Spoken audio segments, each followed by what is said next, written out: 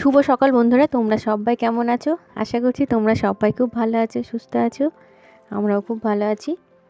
সুচন্দ্রা জর্দার ব্লগে তোমাদের সকলকে স্বাগত। যে যেখান থেকে আমার ব্লগটা দেখছো তাদের সবাইকে অসংখ্য ধন্যবাদ।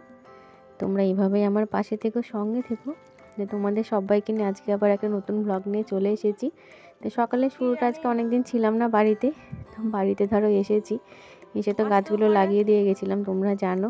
তো এসে দেখছি একটু গাছগুলোয় জল নেই। তো গাছগুলো প্রথমে আজকে সকালে উঠে আগে গাছগুলো একটু প্রথমে ধরো খুঁড়ে নিয়েছিলাম, তারপরে দেখো গাছে সব জল দিয়ে দিলাম। তারপরে একটু সার মাটি দিতে হবে, দুদিন গেলে তারপরে একটু সার মাটি দেবো গাছগুলো, তাহলে ভালো হবে। আর এইদিকে মাসি বাড়ি থেকে তোমার কলাইয়ের যে ময়দাটা হয়, কলাইয়ের ময়দাটা নিয়ে এসেছিলো আমাদের সবাইকে রুটি খাওয়াবে বলে।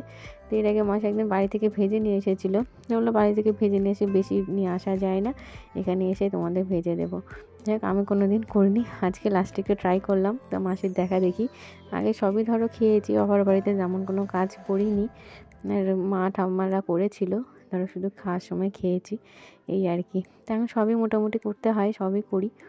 আর এদিকে এরকম মাসি হাতে ভাজা রুটি, তো এইগুলো ধরো মাটির খোলাতে ভালো হয়। আর মাটির খোলাতে মাসি চেষ্টা করতে গিয়েছিলো, তো হয়নি, দেখো একটা নষ্টই হয়েছে। তারপরে বললো তাহলে রুটি ভাজা তাওয়াটাই নিয়ে এসো, তাওয়াটাতেই ভাজছে। তো ফুলছে না, কিন্তু খেতে খারাপ হয়েছিল না, বেশ নরম হয়েছিল, ভালো হয়েছিল। যেহেতু তোমার ময়দাটার মধ্যে ধরো অনেক কিছু দেওয়া ছিল, তোমার এটার মধ্যে মাসি বললো যে অনেক কিছু দেওয়া আছে, কলাই, গম, চাল, মুসুরি সব কিছু একসঙ্গে দিয়ে ধরো একসঙ্গে মাসি ভাঙে নিয়ে এসেছিলো। আর তারপরে দেখো আমাদের সবার জন্য ভাজছে।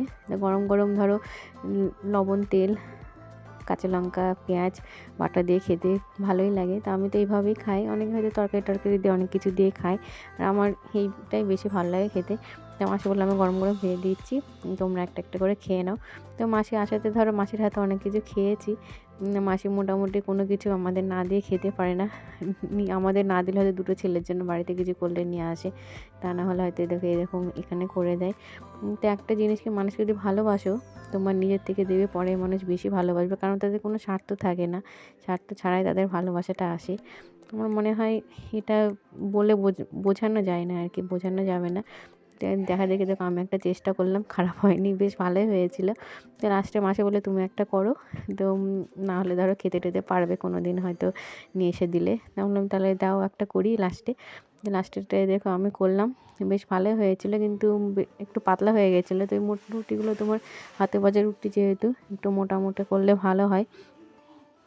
আর তারপরে দেখো সব ভাজা টাজা হয়ে গেল মোটামুটি। আর এদিকে ধরো ভাত ডাল তো সকালে ধরো রান্নাবান্না ধরো আমার চলছেই, সেগুলো ধরো কামাই নেই। এদিকে ডাল বসিয়ে দিয়ে এসেছিলাম, ভাতটাও হয়ে গেছে। তো ছেলেদের ধরো এখন স্কুল নেই, তো ছোটোটা ধরো বড়োটা দুটো বাড়িতেই আছে। বাড়ি থাকলে কি এইসবগুলো ধরো বাচ্চা টাচ্চারা থাকলে সঙ্গে সঙ্গে খেয়ে নিল, তাহলে সুবিধা হয়। আর এদিকে একটু মিক্সিতে আমি এটা বেটে নিয়েছি, একটু হালকা করে ঘুরিয়ে নিয়েছিলাম। একটা লঙ্কা দিয়ে, যেহেতু আমরা ঝাল টাল কম খাই ধরো, সেই জন্য একটা লঙ্কা, যে ধরো ঝাল বেশি খায় একটু লঙ্কা হয়তো ডুলে নিল, কাঁচা লঙ্কা, তাহলে সুবিধা হবে। আর এদিকে লঙ্কা, পেঁয়াজ, কাঁচা তেল, সরিষার তেল আর লবণ নিয়ে নিয়েছি।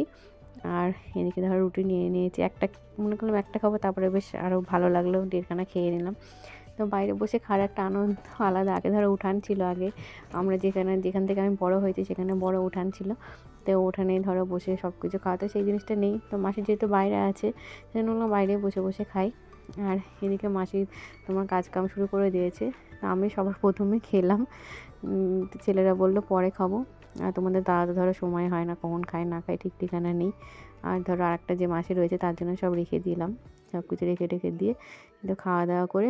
আর তোমাদের আগে ভিডিওটা তোমার দেখিয়েছিলাম ভাগ্নে যে বিয়েটা, তো বিয়ের রিসেপশনের ভিডিওটা দেখানো হয়েছিল না, তো আজকে লাস্টের দিকে সেটা দেখানোর একটু চেষ্টা করব।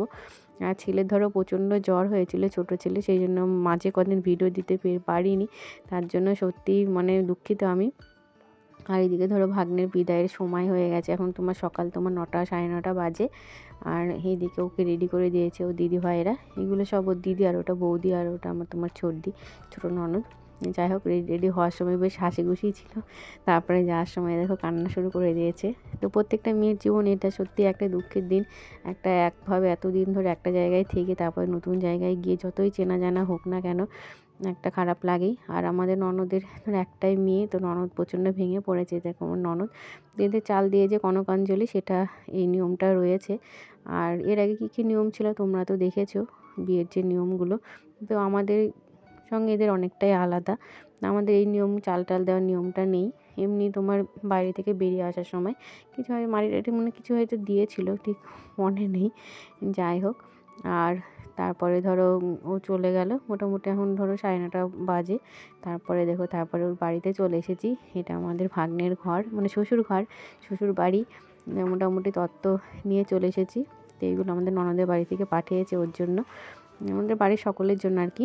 আর এই দেখো আমি রেডি হয়ে চলে এসেছি, তো কিছু ছবি টবি তুললাম। আর যেহেতু ছোটো ছেলের মানে শরীরটাও ভালো নেই, খাওয়া দাওয়া ধরো তেমন ও করতেই পারেনি। আর দেখো বসে রয়েছে ছোটোটা, তো একটু ধরো চিকেন পকোড়া খাচ্ছে। আর প্রচণ্ড ঠান্ডা লাগছে, আর সেই দিন প্রচণ্ড ঠান্ডা পড়েছিল।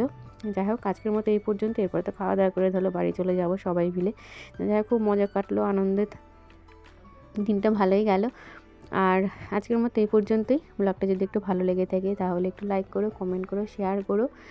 আর সবাই খুব ভালো থেকো। নতুন বন্ধুরা আমার চ্যানেলটাকে সাবস্ক্রাইব করো, আর এইভাবেই আমার পাশে থেকো। আজকের মতো টাটা।